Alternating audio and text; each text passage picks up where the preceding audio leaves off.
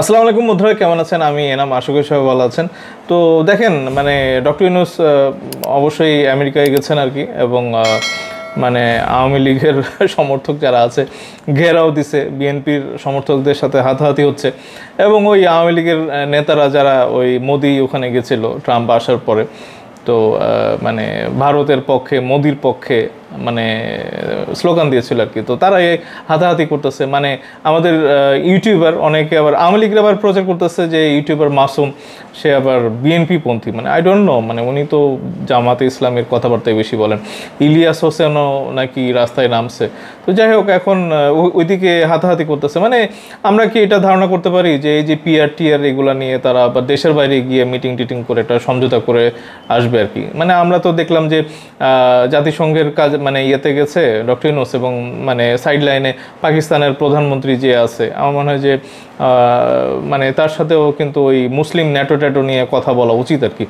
মানে হয় কি যে ওআইসি যদি মানে একটা ইনিশিয়েটিভ নেয় যে একটা মুসলিম ন্যাটো করতে হবে, তো আমার মনে হয় যে সেখানে বাংলাদেশ তো ওআইসির মেম্বার, তো এই বাংলাদেশের বাইরে যে প্রতিবেশী রাষ্ট্র যারা আছে তারা একটু বুলি টুলি কম করবে আর কি। তো দেখেন আজকে মানে দেখলাম যে তারেক রহমান বলছেন যে 200 জন ক্যান্ডিডেট যারা আছেন আর কি, মানে নমিনেশন প্রার্থী, তাদেরকে গ্রিন সিগন্যাল দিয়েছে আর কি। তো সমকাল এরকম একটা নিউজ দিয়েছে যে সম্ভাব্য প্রার্থীদের সঙ্গে কথা বলছেন তারেক রহমান। তো এখানে যদি একটু ছোট করে পড়ি যে আগামী জাতীয় সংসদ নির্বাচনের জন্য আনুষ্ঠানিকভাবে প্রার্থী চূড়ান্ত করছে বিএনপি। ইতিমধ্যে 2 শতাধিক প্রার্থীকে সবুজ সংকেত দেওয়া হয়েছে। 50টির মতো আসনে প্রার্থী যাচাই বাছাই করা হচ্ছে। সমমনা দল ও জোটকে আসন ছাড় দেওয়ার পর বাকি আসনের বিষয়ে সিদ্ধান্ত নেওয়া হবে। প্রার্থী তালিকা চূড়ান্ত করার পাশাপাশি যেসব বিষয়ে একাধিক প্রভাবশালী প্রার্থী রয়েছেন সেখানে সব পক্ষের সঙ্গে কথা বলছেন তারেক রহমান। তিনি মনোনয়ন পাওয়া নেতার পক্ষে কাজ করার জন্য সবাইকে তাগিদ দিচ্ছেন। তো এইটা খুব একটা ইন্টারেস্টিং হবে আর কি। মানে ওখানে তো আসলে আওয়ামী লীগ তো আমরা দেখলাম যে জাকসু নির্বাচনগুলিতে আবার জামাত ইসলামীকে বাছাই করে নিয়েছে আর কি। তো এইটা খুব একটা ইন্টারেস্টিং একটা ব্যাপার হবে যে আওয়ামী লীগের ওই মানে 20% হোক, 30% হোক, 40% হোক, যাই ভোট হোক, এইগুলা যদি আবার জামাতের দিকে হেলে পড়ে আর কি। আমি আমার আগের ভিডিওগুলিতে বলেছি যে জামাতে ইসলামী যদি এই মুহূর্তে নির্বাচন করে মানে 80-85% মানে ভোট পেয়ে নিরঙ্কুশ ভোটে তারা জয়লাভ করে জিতে আসবে। জ্যেষ্ঠ ও মাঠ পর্যায়ের নেতাদের সঙ্গে কথা বলে জানা গেছে ঢাকা মহানগরের 15টি আসনের মধ্যে কয়েকটি আসনে প্রার্থী চূড়ান্ত করা হয়েছে। এর মধ্যে ঢাকা 4 আসনে ঢাকা মহানগর দক্ষিণ বিএনপির সদস্য সচিব তানভীর আহমেদ রবিন, ঢাকা 8 আসনে মির্জা আব্বাস, ঢাকা 13 আসনে সমমনা দল এনডিএম চেয়ারম্যান ববি হাজ্জাজ, ঢাকা 16 আসনে ঢাকা মহানগর উত্তর বিএনপির আহ্বায়ক আমিনুল হক, ঢাকা 17 আসনে সমমনা দল BJP chairperson barrister Andaleeve Rahman পার্থকে চূড়ান্ত বার্তা দেওয়া হয়েছে। তো মানে তারা করুক টরুক আর কি। এবং ববি হাজ্জাজকে ওই যে ঢাকা 13 যেটা বিএনপির সর্বোচ্চ পর্যায় থেকে মোহাম্মদপুর আসনে ঢাকা 13 বিষয়ে তাকে নিশ্চিত করা হয়েছে। মানে ববি হাজ্জাজ বলেন, আমি এলাকায় কাজ শুরু করেছি।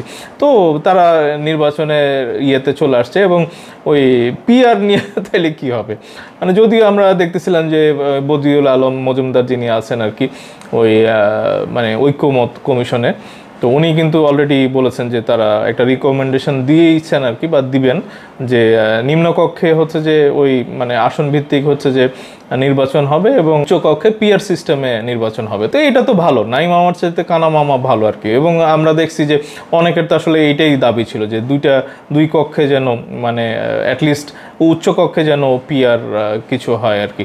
তো এইটা আবার ওই জামাত ইসলামী তারা মানবে কিনা, মানে তারা দুই কক্ষেই চাচ্ছে আর কি। তো আমার মনে হয় যে তারেক রহমানের যতই মানে কথাবার্তা করুক, মানে তাদের যে ভিতরে সমস্যা আছে এবং এই মানে জামাত ইসলামের যে টেকনিক্যাল যে ট্যাকটিক্স আর কি, মানে এই জাকসুতে মানে এখানে ছাত্রদলকে আমরা মানে বেমালুম মানে হারায় যেতে দেখছি। এবং এটা নিয়ে কারণ অনুসন্ধানের আমি বেশ কয়েকটা পর্ব আছে যারা মানে বিএনপির কীভাবে পরাজয় হলো, মানে ছাত্রদলের ওই মানে ছাত্র সংসদ যে নির্বাচন, ডাকসু নির্বাচন এবং জাকসু জাহাঙ্গীরনগর বিশ্ববিদ্যালয়, ওই কারণ কিছু আছে। তো সেটা নিয়ে আমি 7টা পর্ব আমার আলাদাভাবে আছে, আপনারা চ্যানেলে গিয়ে দেখতে পারেন। আমার মনে হয় যে বিএনপির কাছে কিন্তু আসলে জামাত মানে অনেক উপরে তারা চলে গেছে এবং এই জামাতকে মানে রেস করে ধরাটা এখন কিন্তু আমার মনে হয় যে বিএনপিকে অনুভবে চিন্তা করতে হবে। তো বন্ধুরা, আপনারা আপনাদের মতামতটা অবশ্যই কমেন্ট সেকশনে জানাবেন এবং যারা আমার চ্যানেলে একেবারে নতুন আছেন চ্যানেলটা সাবস্ক্রাইব করতে ভুলবেন না, লাইক কমেন্ট শেয়ার দিয়ে সাথে থাকবেন এবং পরবর্তী ভিডিওতে দেখার আমন্ত্রণ জানাচ্ছি। এখনকার মতো এইটুকুই, ধন্যবাদ সবাইকে, আসসালামু আলাইকুম।